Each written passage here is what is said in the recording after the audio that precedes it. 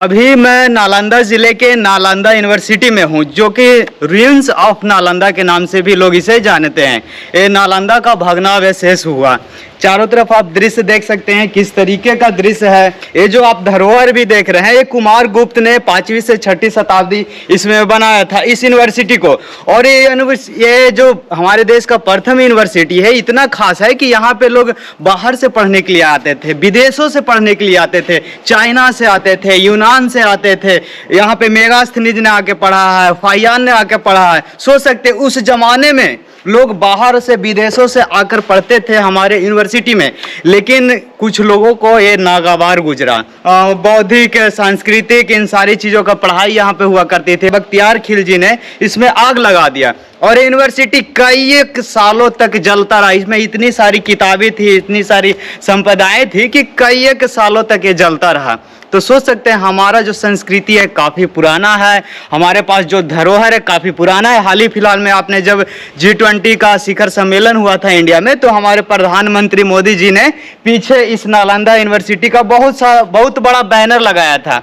और बैनर लगाकर जो भी G20 देश के लोग यहाँ पे आए थे भागने लेके, उनको बताने का काम किए थे कि हमारा देश का पहला यूनिवर्सिटी था जहाँ पे विदेशों से लोग आते थे पढ़ने के लिए। और सामने जो 2 कमरे आपको देख रहे हैं, इसमें अनाज का भंडारण किया जाता था। और यहीं पे एक कुआं आपको दिखेगा। इस कुआं से लोग उस जमाने में पानी पिया करते थे। देखिए उस जमाने का ही कुआं है। अभी नालंदा यूनिवर्सिटी के अंदर है, जो रुइंस ऑफ नालंदा भग्नावशेष जो बचा हुआ है उसके अंदर है। और ये वही कुआं है जिससे लोग उस जमाने में पानी पिया करते थे। हालांकि यहाँ पे बहुत सारे कुआं हैं, सिर्फ एक ही नहीं है। आपको बहुत सारे इसके परिसर में कुआं मिल जाएंगे, उन सारी चीज़ों को भी दिखाएंगे। वहाँ पे देखिए एक चीज़ यहाँ पे और मैं आप लोगों को दिखाना चाहता हूँ। ये जो सामने आप दृश्य देख रहे हैं, ये टेम्पल, ये मंदिर हुआ करता था उस जमाने में। और वहाँ पे देखिए मंदिर में लाइट कैसे जाए, उसका देखिए टेक्नोलॉजी यहाँ पे किस तरीके से उस जमाने में लोग लगाए थे। उस चीज़ को आइए मैं दिखाता हूँ।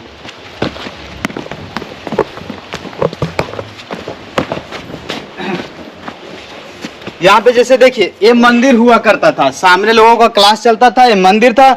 और इस मंदिर के अंदर कैसे लाइट जाए, तो यहाँ पे देखिए एक चमकदार पत्थर लगाया गया था।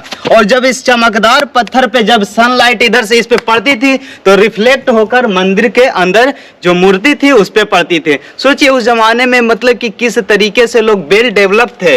ना कोई टेक्नोलॉजी था, ना कोई उपकरण था, फिर भी लोग इस तरीके से बनाए थे कि कोई किसी प्रकार का परेशानी ना हो। मंदिर में अगर अंधेरा हो तो लाइट ऑटोमेटिक रिफ्लेक्ट होकर चले जाए इसमें मंदिर के अंदर, तो मंदिर भी लाइट पूर्ण रहता था। तो चलिए आगे भी दिखाएंगे, अभी आगे भी काफ़ी सारी चीज़ें हैं उसको भी दिखाएंगे।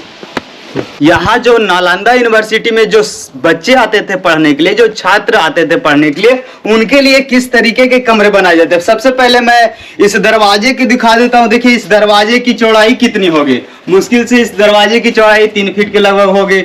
लेकिन इसकी दीवार की मोटाई आप देखेंगे तो मतलब इस तरीके से कीजिएगा तो हाथ भी पूरा नहीं आ पाता, इतना ज्यादा मतलब कि इसकी दीवारों की चौड़ाई हुआ करती थी। और एक कमरा देखिए, कमरा कितना बाई कितना होगा, मेरे ख्याल से लगभग 8 बाई 8 का एक कमरा होगा। और कोई भी मौसम हो, गर्मी हो, जाड़ा हो, बरसात हो, कोई भी मौसम हो, और कितना ज्यादा गर्मी पड़े तो इस कमरे में आपको ठंड ही लगेगी।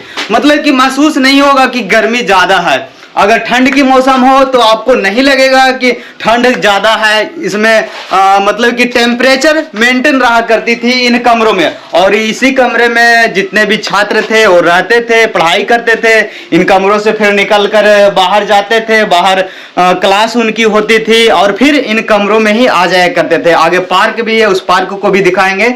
और काफ़ी सारे ऐसे चीज़ें हैं, रूम बाय रूम बने हुए हैं, मंदिर बने हुए हैं, काफ़ी सारे कुआं बना हुआ है, परिसर आंगन बहुत बड़ा बड़ा बना हुआ है।